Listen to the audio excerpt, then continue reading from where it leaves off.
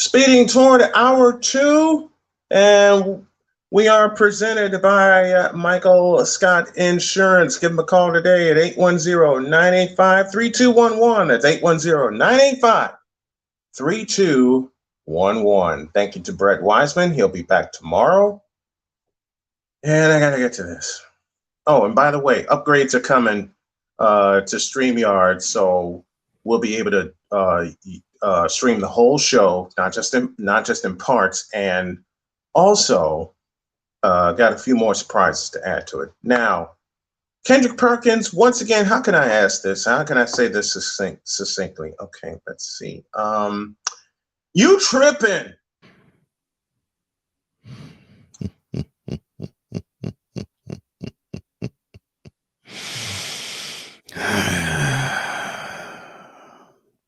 He must like comparing these two to Laker greats, I guess. Oh, he went one step further in his trippiness. Mm-hmm.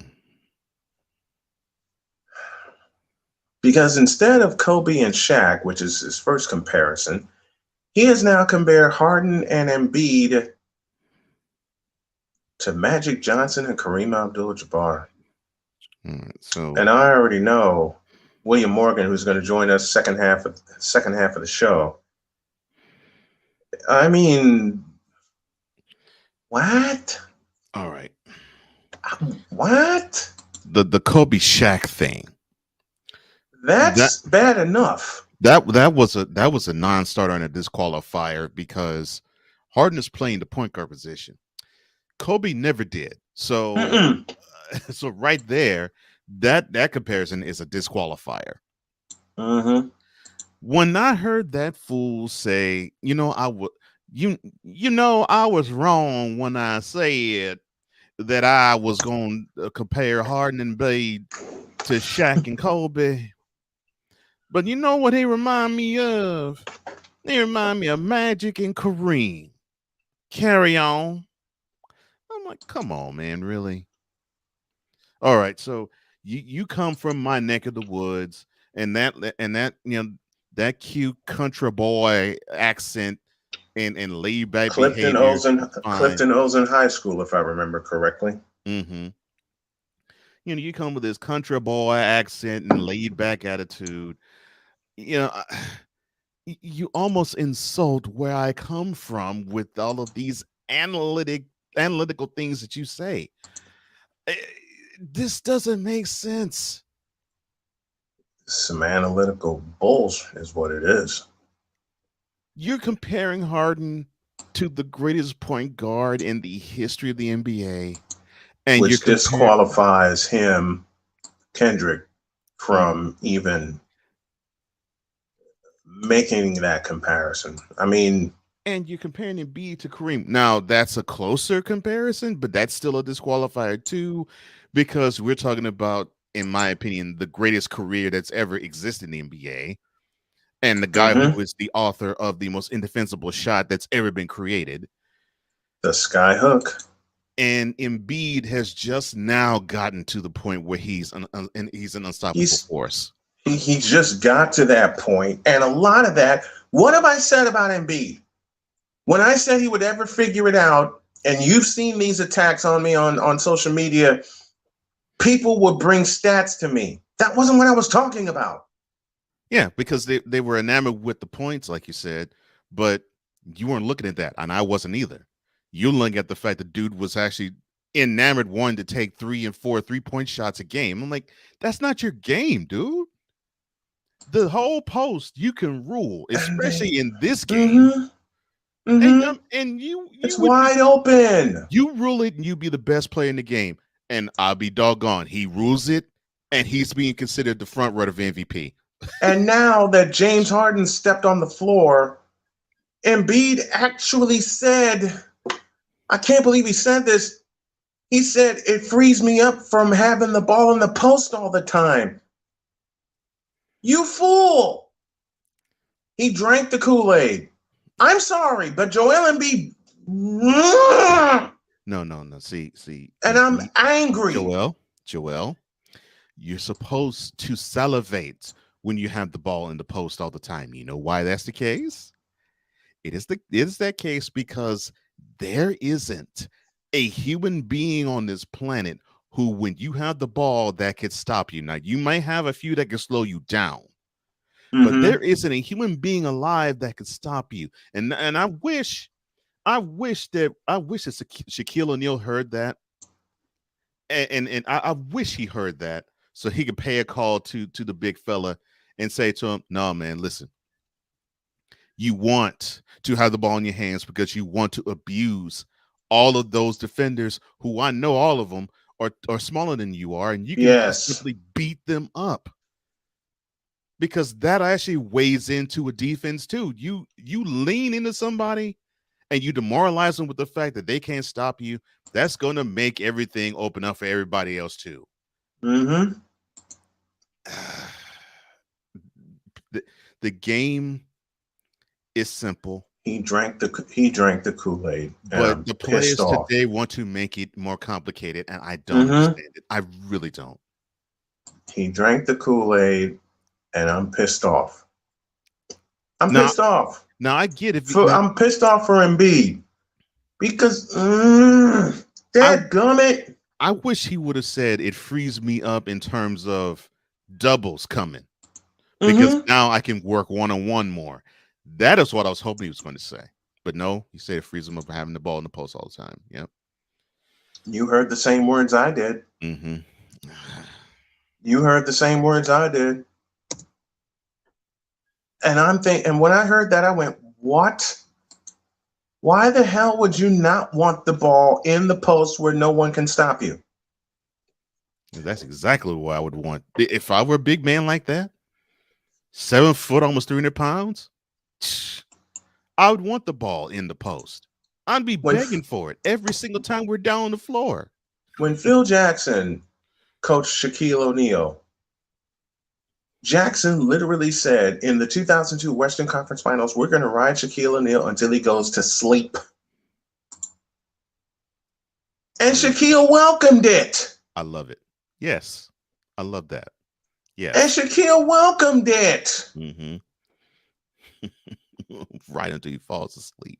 Yeah, because we have a. Why won't Embiid accept it? Why won't Embiid welcome the same thing? You know who welcomes it with no problem, but actually has a jump shot to his name? Nikola Jokic. You know who welcomed it, but actually has a forming jump shot to his name? Giannis Antetokounmpo. Big difference. You shouldn't want, if you're 7 foot tall, almost 300 pounds, and you can lean on everybody in the post that you want, you wouldn't want the ball 25 feet from the basket. You'd want it 5 because you know there's no one who can stop you.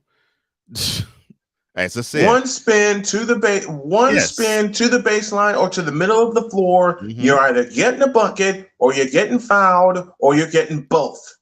Or like Shaq would say, I'd get the ball, I'd face up, I'd do a bow, get the space, and Mm-hmm. either flush it or do a short layup. There ain't Or, a or man on this earth that could stop Embiid if he or were to what just he simply had, own being a big man. or There what isn't one. Shaq added to his game later on in his career. A jumper. This the same shot that Brad Daugherty added to extend his career. A jump hook. Look. Mm-hmm. Yep. And that actually was the shot that completed Shaq being the dominant force that he became. Man, he needed that Mm-hmm. shot, and Phil Jackson got on him Mm-hmm. about having that shot. Yeah. You You need get to him shot develop close to that the hole. jump hook. That Mm-hmm. jump hook was lethal. Mm-hmm. Yeah. Because there wasn't another guy who could come close to touching it. No one Mm-hmm. could block it because no one was taller than him. And no one was going to be strong enough to where they could have him miss time going into his move. The So only the yes. only center I saw mistime Shaq was Ben Wallace. Mm-hmm. Because it's the only way you could do it. You had to meet So, force or force, and you had to be willing to do it. And if you are, you stand a chance. And Ben Wallace was the type that would want to meet force or force. but no other player in the NBA at that time was even coming close to doing that. Mm-mm. And I'll say it again. The only other center I saw meet Shaq with force and disturb his jump hook was Ben Wallace. Now, how the hell are you going to compare? Let's get back to our point. How the hell are you going to compare James Harden to Irvin Magic Johnson? Okay. And Perk is saying this after only two games. 2 games. Two.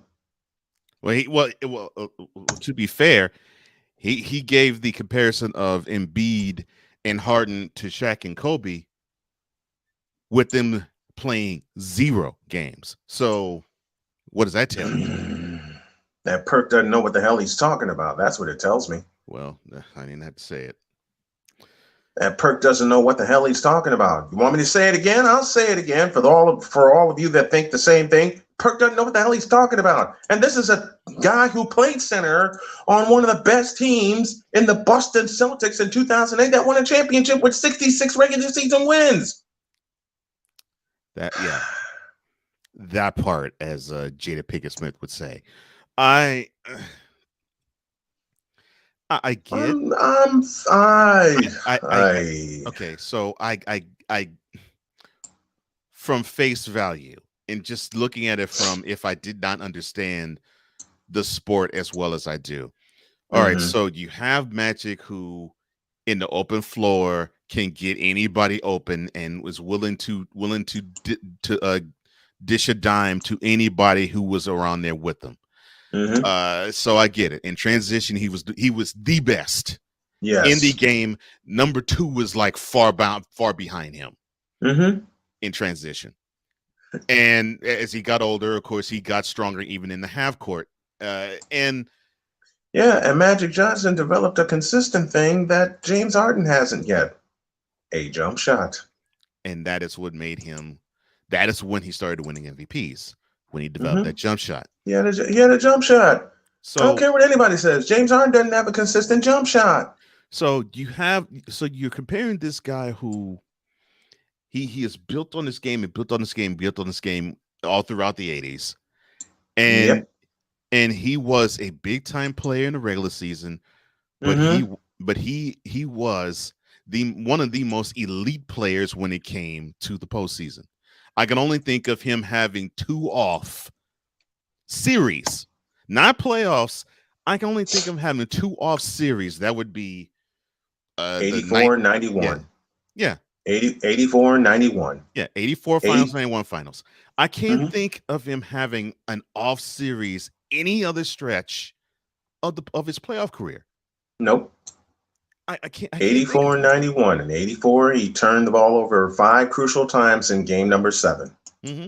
I can't think. Which led to him getting pissed off and wanting revenge. And he got it 12 months later.